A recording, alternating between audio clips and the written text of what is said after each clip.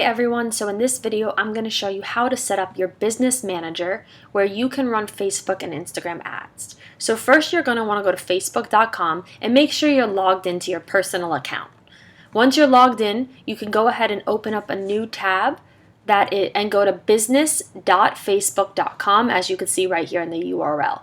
At that time, you're going to be brought to a page that looks like this. If you don't already have a business manager, it will look like this, and you're going to want to click Create Account right here on the top right. Once you do that, you should see this form here. If you don't, it's because you're not logged into your personal Facebook, which is why I had you do that in the first step. So anyways, you'll see your business manager, create your business manager. You can go ahead and put your name here. This is usually the name of your business. Okay, so whatever the name of your business is, let's just put ABC here, and then this is your name, right? So Ariel C, and then your business email or the email you use related to your business. It could be a Gmail or a professional business account. Okay, once you do that, you're going to go ahead and click Next, and you'll be prompted and brought to your new Facebook Business Manager.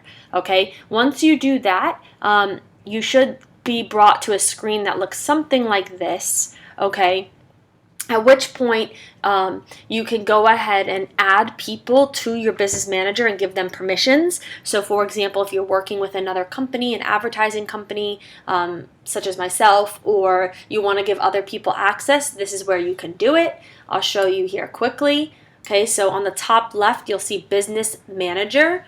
You want to go ahead and click that. Okay, and then you're going to want to, you get this menu. You're going to want to go to Business Settings right here. Okay, so when you click that, it will be brought to your business settings. You'll be brought to your business settings here in Facebook.